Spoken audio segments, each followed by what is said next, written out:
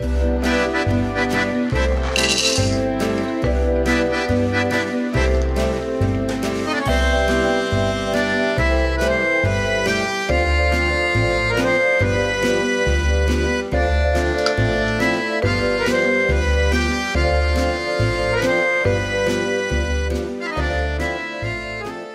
everyone, I'm Tom Vasel, and welcome to Board Game Breakfast. Yeah! 1 week till Dice Tower Con. I'm very excited about that, and we'll be posting maybe a video or two about Dice Tower Con, tell you what's coming for that this week. But hey, you might say, I'm not going to Dice Tower Con. That's okay, I'm doing a live Q&A today. I'll talk to you guys about that. We have lots of videos going up this week, lots of different reviews and things, so I hope that you guys enjoy that. Oh, so let's get started with the news. There's not really a ton of news this week, honestly. The Origins Awards were announced, and in moves that surprised no one, Azul won the family game, and Gloomhaven won the board game category.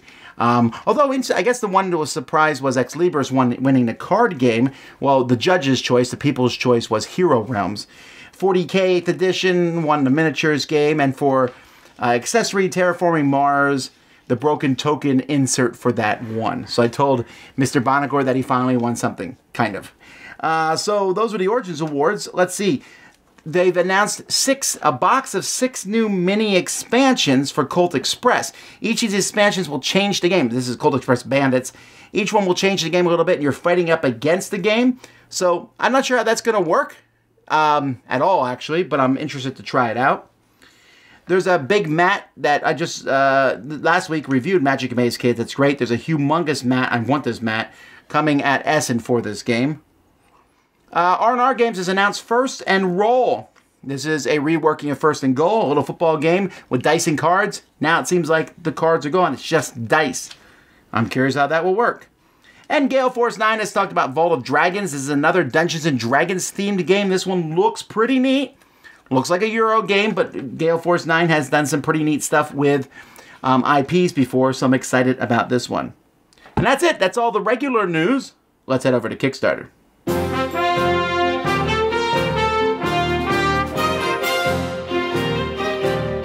Happy breakfast, everybody.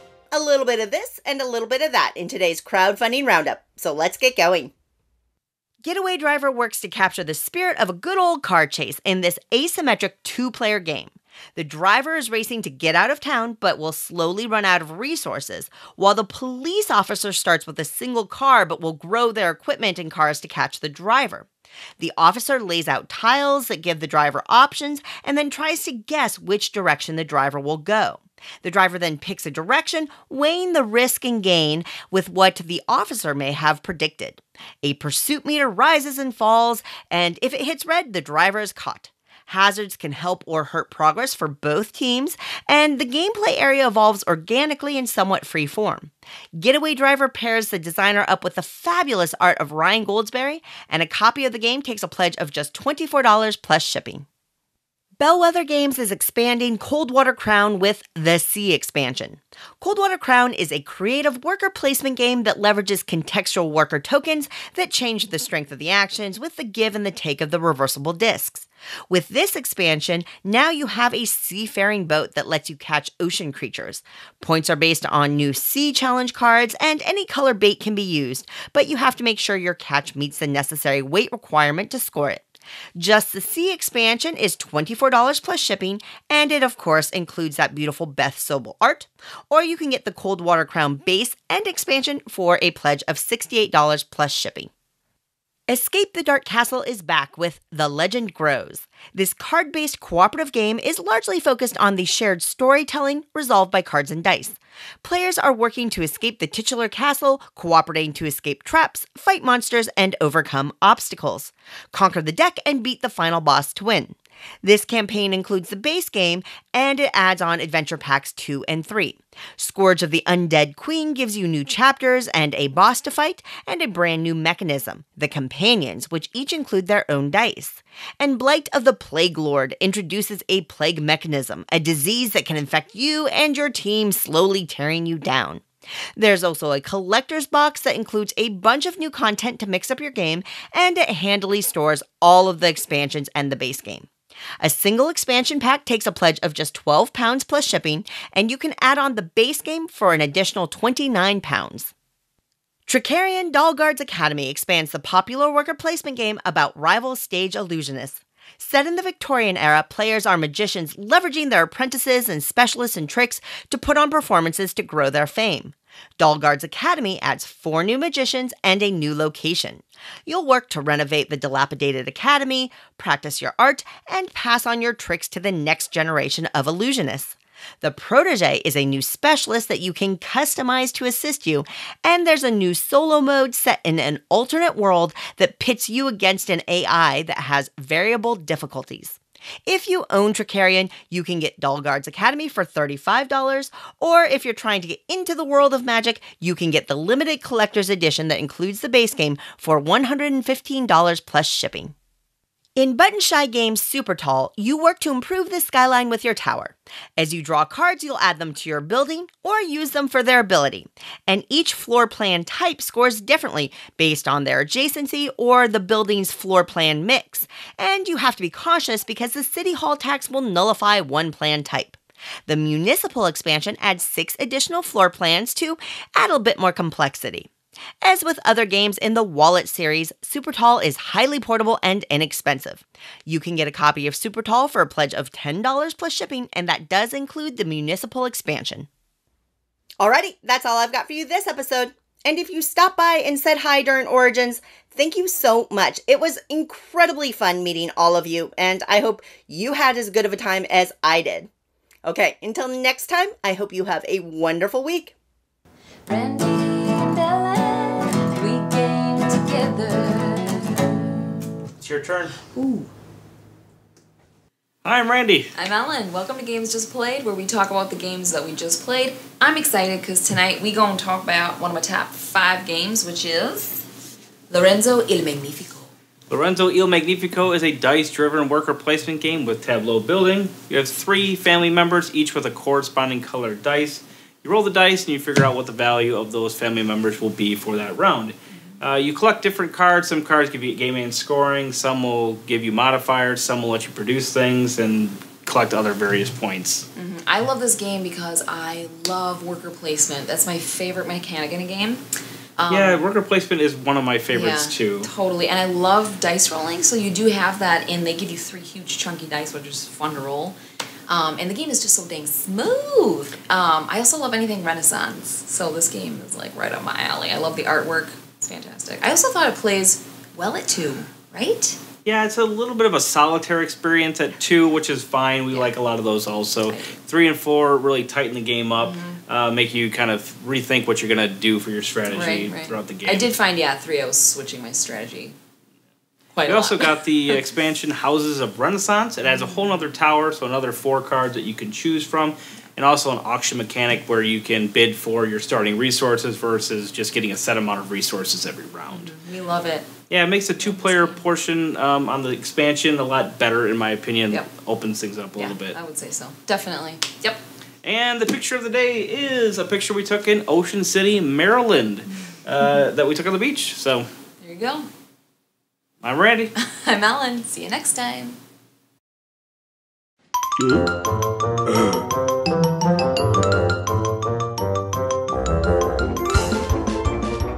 So what's coming from the Dice Tower this week? Well, we're doing what I call a cleansing of reviews. And what that means is I'm going to be talking about a lot of different reviews this week. Normally I do anywhere between 10 to 12 reviews. I think this week I'm going to be doing 18 reviews or so. Just trying to get a bunch of reviews done before Dice Tower Con.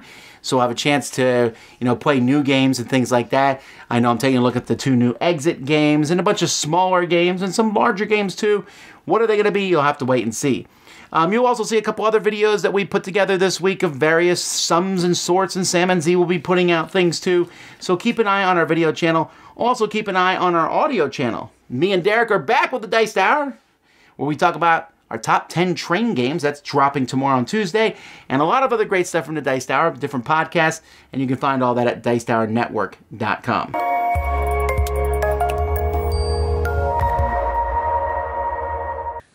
everyone, my name's Annette, and you may know me as Netters Plays. And today on Applied Mechanics, I'm going to go over the game of Airlines Europe. So this game has an interesting mechanism known as shareholding. So let me show you a little bit about that and why I really like this game. The very important thing of this game is to understand that you do not own a particular airline. You could potentially own different types of shares in different airlines. On your turn, you have one of 4 different actions that you can take.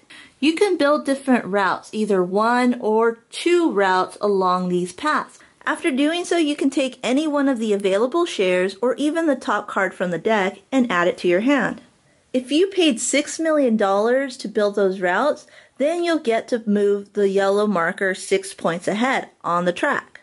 Another action you can take is to play cards or shares from your hand. You can play 2 cards that are different, or you could play multiple that are of the same color. For every card that you play, you'll end up getting $2 million per card. Another action is to simply take $8 million. You can also take an Air Abacus card by discarding cards from your hand. If you have the most of these types of cards during the scoring phase, then you will get major points. So within the game, you will come across these scoring phases. If you have the most shares of a particular type, then you look at where that value is at and you gain the most number of points. You only play 3 scoring phases, and if you're the person with the most points, you win. So as you can see, you don't own a particular airline, but you do own shares of different types of airlines. You're trying to push the value up by increasing the different routes along the map. However, you try not to do this alone. You want to have other players also interact with the board and the values of those airlines. You want to ensure that you have majorities of certain types and increase the number of points during those scoring moments. There's a lot of great parts to this game, and that's why I really like it. Well, thanks so much for joining me, and we'll see you next time. Bye! Alright guys, Gamer Joe here. Dice Throne is what I'll be talking about today on Works of Art by Roxley Games with artwork done by Manny Tremblay. So being that I'm a big comics fan, as soon as I saw the artwork for Dice Throne, I knew that once it was on Kickstarter, I was backing it immediately, with having no idea what the game was about or how it played. I dug deeper into the game and found that Manny Tremblay was the one behind it, did all the artwork and all the character designs for it. There's a couple of places that you could go and check out other artwork from Manny. The first I'm going to talk about is his website. It's www.fishtankbooks.com, where he has a shop, he has a gallery that shows other projects as well as Dice Throne, but there's one project in particular that I just wanted to touch on really quick. It's a project called the Victoria Jr. books. So really quickly, Victoria Jr. is about a human girl that's adopted into a loving family, but that loving family is a bunch of monsters.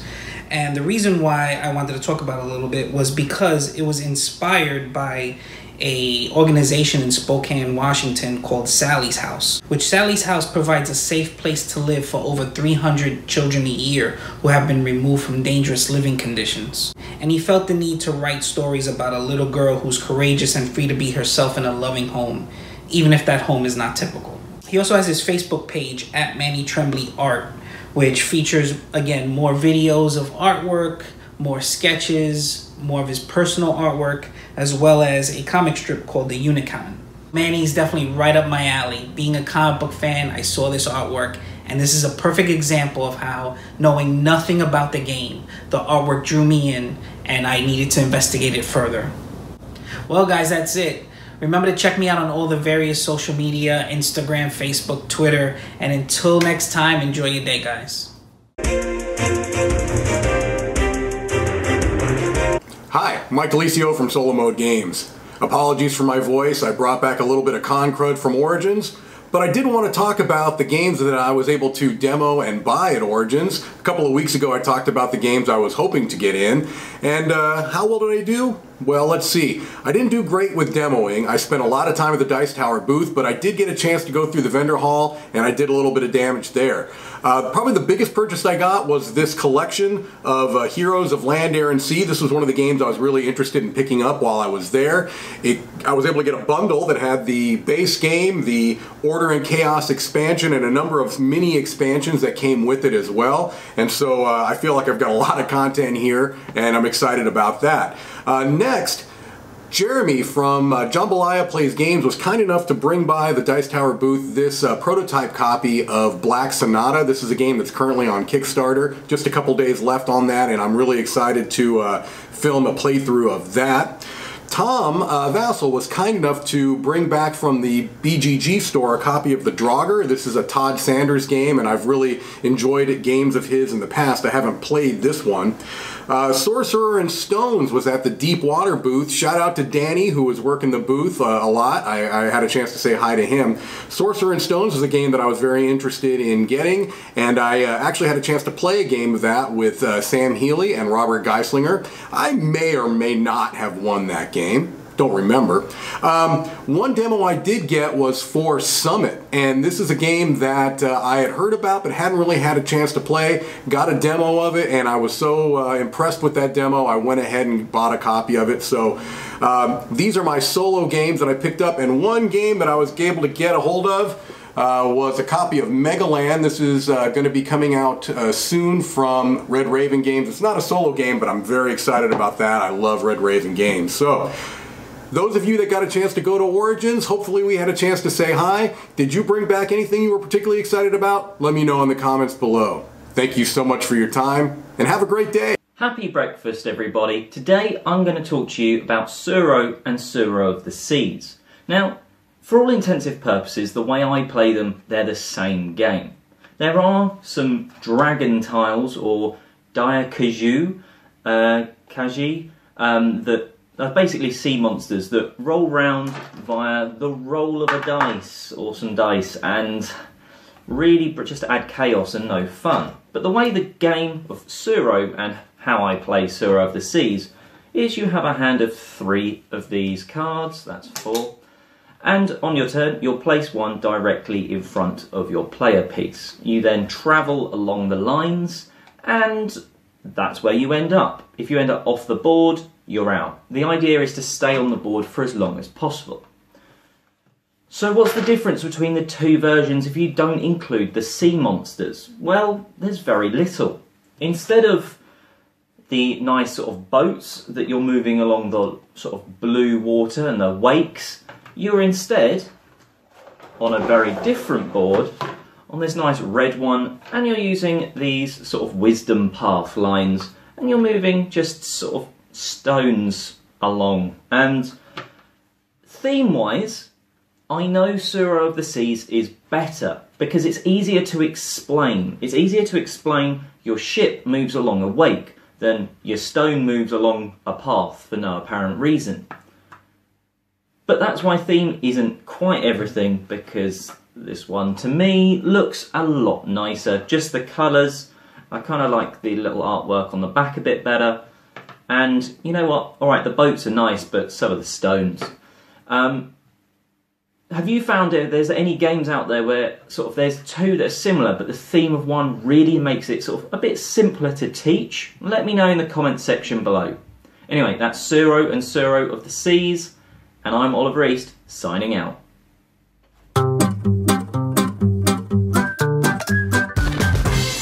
When I was a kid, trading was an amazing thing.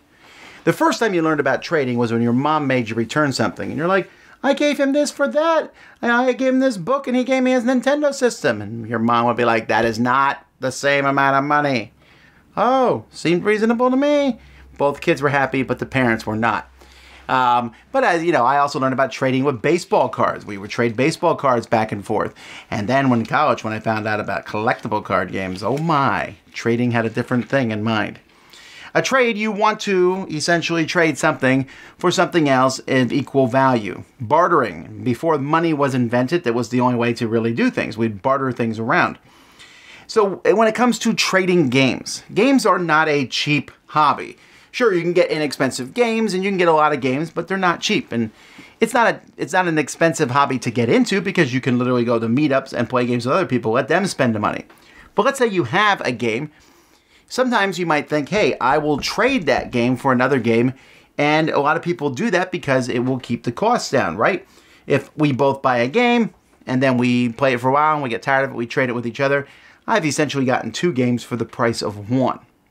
Now, when you trade something, I mean, I still think money's kind of the great equalizer with this because it's easier. It's hard to tell, like, is this game worth this game? Sure, we can go online and see what their respective values are, but if this game's harder to find, or this one has its expansions, or the conditions of the games, there's a lot of different things that matter there. But the internet exists now, and it's a lot easier to trade with other people on the internet. And we just recently, on our show, had someone ask, do you trade on the internet? And my answer for that was pretty much no. And the reason being is because of how expensive it is. Sure, you might have a game, I have a game, we trade each other, but we both have to pay to ship those games to each other. Being in the same game group, not so big of a deal. It's easy to trade these games back and forth, no shipping involved. Or if we're both going to the same convention, we can trade there, although you're paying to go to the convention, so there's costs no matter what. One of the things that a lot of people like doing is what's called a math trade. If you've never heard of a math trade, it is, they're on Board Game Geek, and they're lists where you can say, here's the games that I'm willing to trade. And then you go through this list and look at all the games everyone's willing to trade, and you say, these are the games that I want.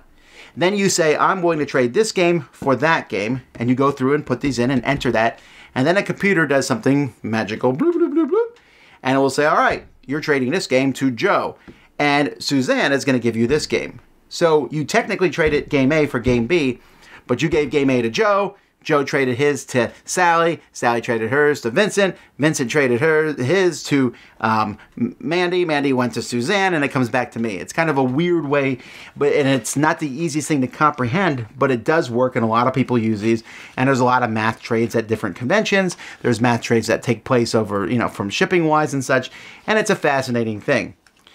Trading's kind of an interesting concept to me. I'm curious in the comments, like, how often do you trade? Is that something you do occasionally? Or would you rather just sell your games, use the money, and go out and buy new ones? In that case, I've always thought of looking at a game as renting it, right? If I pay $60 for a new game, and later on I sell the used game for $30, I rented it for several months for $30. Seems reasonable to me. And that might be easier than trading it. And if you don't have shipping costs involved, trading can get you a lot of gameplay for a fairly inexpensive amount of time. What do you guys think? Would you rather trade in your local group, trade over the internet? Have you participated in a math trade? Tell me in the comments below. For me, trading's something I don't do very often. I have done some amazing trades in my life. When I first was in miniatures, when I went to Korea, I had a humongous Eldar army for Warhammer 40,000. I traded it to Richard Borg, and he sent me a whole pile of his board games and other board games. I thought I did really well in that trade, and he got a bunch of things so that he could sit down and design a Commands and Colors in the future, which is coming out this year, like 16 years after we made this initial trade. But that's okay. It was a cool trade, and I thought it was really neat. Maybe you have a trade like this too. Let me know. Until next time, I'm Tom Vasel. Let's keep going on with Board Game Breakfast. Hi folks, this is Jonathan for This Is Broken. When I'm talking about a game I really like, but I think that something inside the game, it's either broken, overpowered, underpowered, or not balanced at all. And today's game is going to be Railroad Revolution. So bear with me, I'm going to show you what I think doesn't work inside that game. Okay, the problem with that game goes with the Western Union track right here. Each time it's your turn, put a guy right here and put one of your station for free and gaining shares. And shares is gonna let you have $150 if you exchange them with the bank.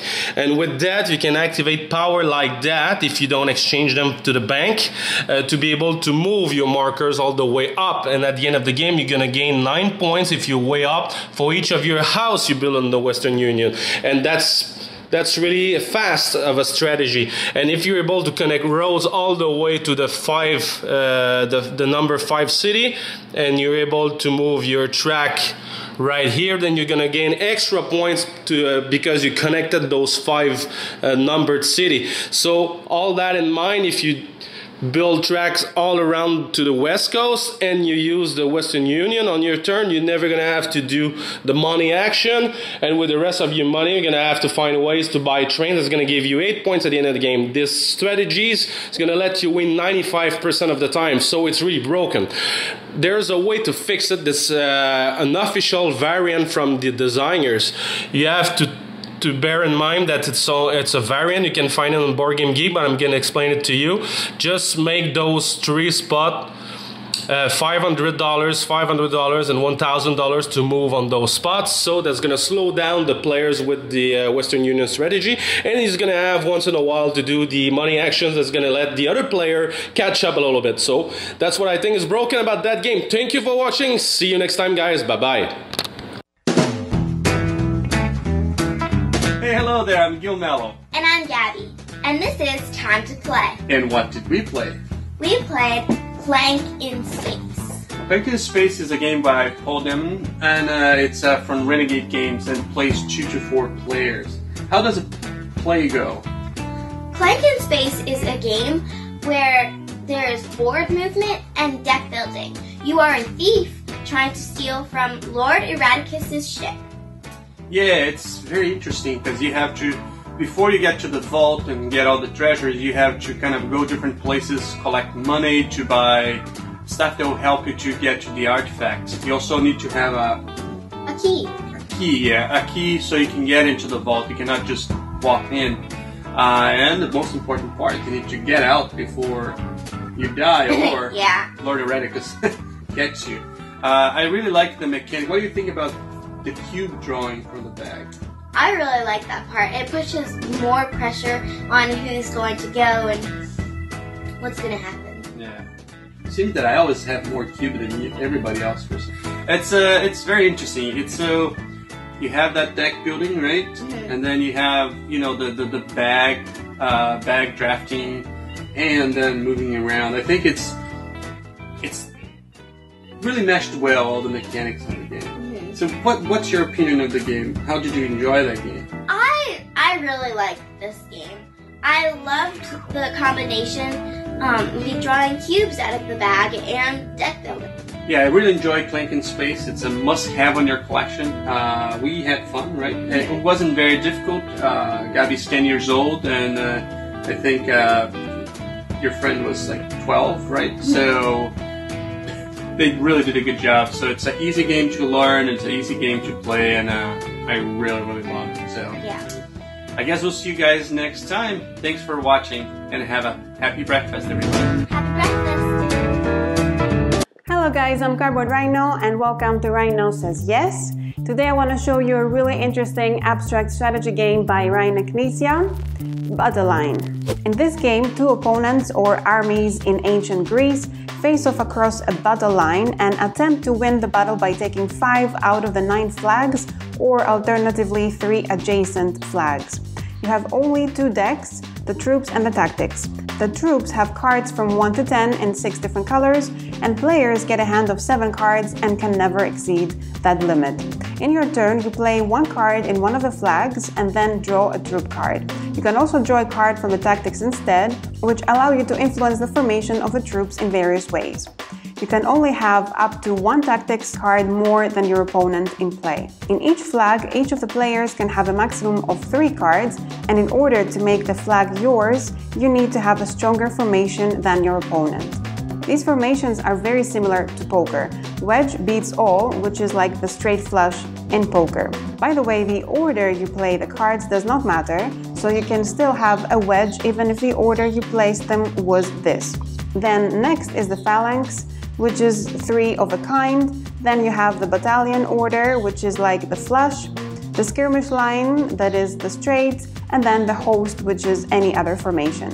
In order to claim a flag, you must have a completed formation on your side, and you must be able to prove that the troop cards on the opponent's side of the flag cannot beat your formation. Battleline is a great strategy game. It's very simple. It's just about hand management and site collection, but it's very challenging. It's a rethemed version of Schotten, which is from the same designer, and it also reminds me a bit of Lost Cities, but one big difference is that in Battleline you have no way of getting rid of the cards that you don't need, which makes the puzzle a bit tighter and harder as you move forward. The graphics and the art could have been a bit more aesthetically pleasing, but still it's one of the best 2-player strategy games I've played, so Rhino says yes to Battleline, you should give it a try.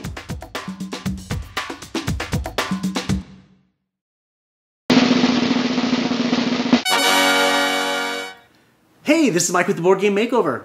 I just got back from Origins, and this year I got to work with the Dice Tower crew, working their table and, you know, helping them out with all the interviews they had to do. One of the things I like to do when I go to conventions like this is to bring something with me. Make something for the team I'm working with or for the convention that I'm at. One of the things I did this year was I made commemorative coins using poker chips. They look like this with the Dice Tower logo and the Origins 2018 at the top. And the front all have their own little dice buddy. This happens to be Jason.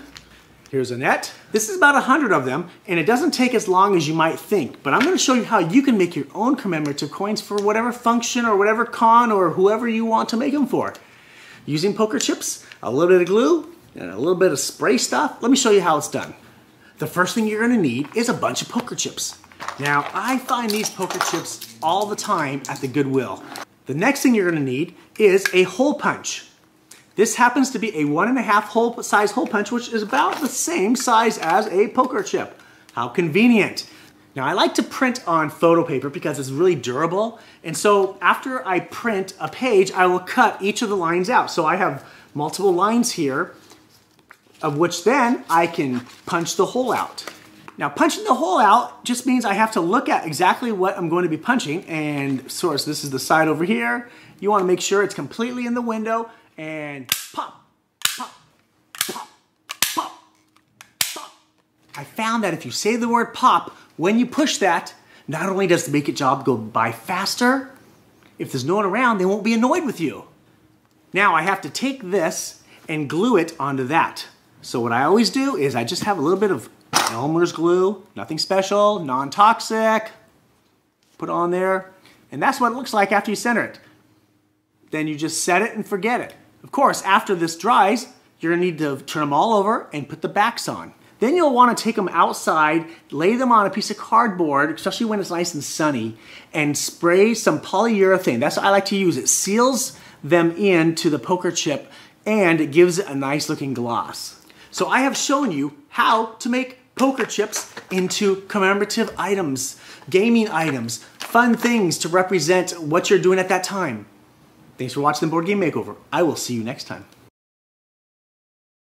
Hello, my name's Dan, and this is Cora, and we're here today to talk to you about board games for children. Well, just young children, really. And today, we're going to talk to you about... Sticky Chameleons. Sticky Chameleons. Sticky Chameleons is a game for 2 to 6 people, where you play a bunch of chameleons competing to get the juiciest bug. The gameplay is really simple. Each person gets a sticky, rubber, stretchy tongue thing, and one person rolls a dice to see which bug is a target. Then, everybody frantically tries to slap their stretchy tongue onto the bug in order to pick it up and then bring it back to them.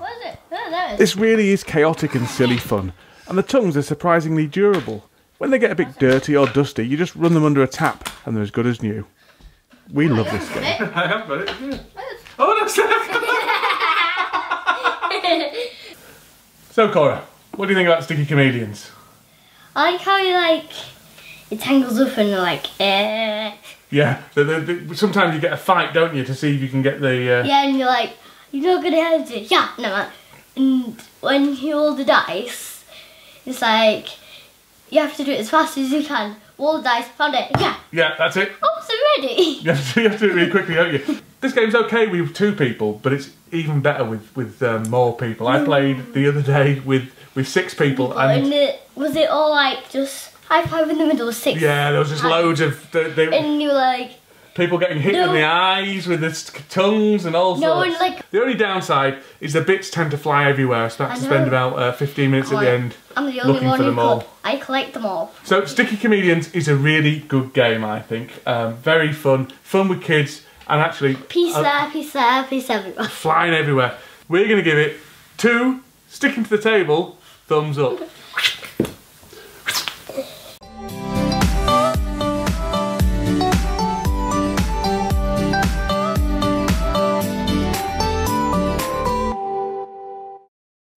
What's up everyone, I'm Danny. And I'm Derek, and this is You Bet Your Bippy. In this segment, we're going to give you some fun facts about a specific game so you can strike up a conversation at your next game night. And this week's game is Reef. Reef is an abstract tile-laying game in which you can stack reefs and manage your hand as you try to score points by creating different patterns. Hey Danny. What's up? Did you know that coral is actually not a plant, but it's a polyp and it's related to the jellyfish? Are you serious? You bet your bippy. Well, it's funny you say that because even though coral itself is not a plant, coral reefs as a whole need photosynthesis to survive. Why is that? Because coral reefs are a large ecosystem of many different things, and algae actually works with those polyps to sustain the energy so that the polyps can reach out with their tentacles and eat. Wow. Well, did you know, as a matter of how coral grows, do you know it grows very, very slowly? How slow are we talking? We're talking about 2 centimeters a year. Wow. Wow, can you imagine how long it took to grow this huge coral? I couldn't imagine. I'm assuming since the beginning of time. Beginning of time? Well, I guess it kind of makes sense now because did you know that only about 1% of the world's ocean holds coral? Only 1%? Only 1%. So maybe some in Florida, of course a lot in Australia. Right. Yeah. The Great Barrier Reef. The Great Barrier. Beautiful. It took a long time. Well, did you know any of those fun facts about the reefs? Or do you have any fun facts of your own you'd like to share with us? Please do so in the comments below. And make sure you guys follow us all over social media. We're on Instagram, Twitter, Facebook, and YouTube. Happy breakfast, everybody. Happy breakfast. Hi, I'm Ilka, the Happy Loser's wife. We already have enough board games, so everything my husband wants to buy from now on will have to be approved by me.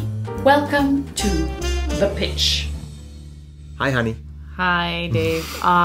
He's giving me that look. It's that time again. Dave is pitching me a game. Well, I just got a phone call from our friendly local gaming store, the Mage store here in Düsseldorf. And it seems to be that there's a game that I was really excited about that would come out at Essen is already available in German. Mm-hmm. It is Rise of Queensdale. It was even in my music video about the Advent calendar, counting down. I was counting down the days to Essen to get that game, but it's here already. So can I get it? Okay, what is it? It is a legacy game. It is the newest, the hottest of the hottest. You love legacy games. I kind of like them. We played through Pandemic Legacy both seasons. We did. Is it like Charterstone? It is totally like Charterstone. I love Charterstone so much that I forgot to make points. I never made points because I love I think story. This one, the story is not as big in it, so you probably enjoyed the game more and try to make points better. Worker placement, it's got dice that you can put stickers on, and I'm very excited. Dice? Changing dice. It has a board that's somewhat similar to Charterstone, where you can put buildings on your board, but and it's a worker placement. It's like Agricola, so you're you're putting your dice to work and getting the resources, and then you're building stuff.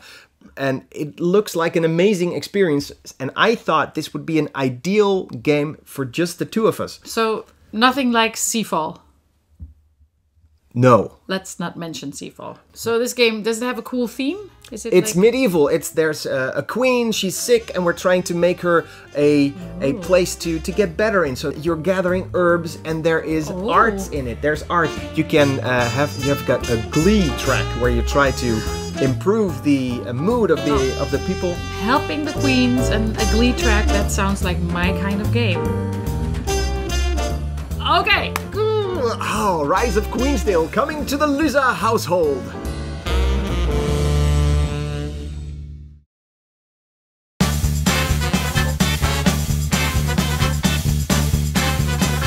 I'm Matt, and I'm here to tell you why you are wrong. You see, you go to a lot of board game conventions every year. In fact, every time I look at your channel, you're at the CMON Expo, you're at the UK Gaming Expo, you go back to gaming cons all the time.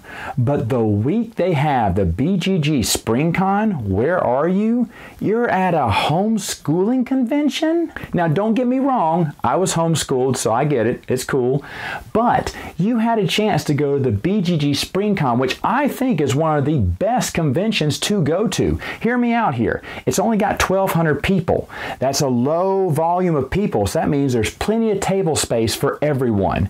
Of course, BGG has this huge library where you can find just about any game you want. They have the Spiel des Jahres games there to play. They have people demoing games. I got to see Fireball Island, the new one from Restoration Games. Anyway, my point is, you wouldn't be the only YouTube celebrity there. I saw Rodney Smith from Watch It Played, Chaz Marler from Pair of Dice Paradise, and from the Dice Tower and the Board Game Family Showdown, Hunter, who actually charges for his photograph. But what did you do? You went to a homeschooling convention where you played little or no board games the entire week. You should have come to the BGG Spring Con and really had a blast. In fact, I want you to respond this way. Matt, you're right. I'm sorry. I'll come to BGG Spring Con next year and you and I can sit down and play a game of Rodney Dangerfield's No Respect, because that game gets no respect. Anyway, Tom, I'm sorry. I love you, but you're wrong. Well, that felt like a bit self-serving and a bit name-dropping there, hey? So no, you're not going to hear me say that. Look, I think BGG Spring is probably an amazing con. There's lots of amazing cons I can't get to. Sometimes when I pick conventions to go to, it depends on the cost, like how much does it cost to go to a con, you know, and then what is the return? I'm hoping by going to the homeschool convention that I'm going to meet a whole lot of people who've never heard of games before, and they'll watch our channel and learn more about our games and just learn more about gaming in general. Most of the people probably at Board Game Geek Spring have already heard of the Dice Tower and have decided whether they like it or not at this point. Again, I'm sure it's fantastic, but it would have cost a whole lot more to go to it. For the homeschool convention, I was able to drive. So those things come in. But fantastic, I'm sure. Not sure I'm ever going to play the No Respect game. We'll have to wait and see. Folks, thanks so much for watching. Next time you see me, I'll be talking about Dice Tower Con even more, because it is only a week away. If you're coming, gear up. It's going to be super fun. And if you're not coming, that's okay, because we're going to be streaming so much live stuff from it that you're going to feel like you're there. Either way, I hope you guys have a great week and fun gaming time. Thanks to all my contributors for putting on a fantastic show. If you are watching this and you say, Vassal, you're wrong about something, send it in, and it will make the Tom is Wrong segment. Until next time, I'm Tom Vassal, and you've been watching the Dice Tower Board Game Breakfast. Thanks for watching Board Game Breakfast. Tune in each week for your daily dose of gaming goodness with Tom Vassal and all the gang. Until next time, I'm Eric Summerer, and you've been watching Board Game Breakfast, a Dice Tower production, sponsored by Cool Stuff Inc., an amazing place to buy board games. Cool stuff in stock at CoolStuffInc.com.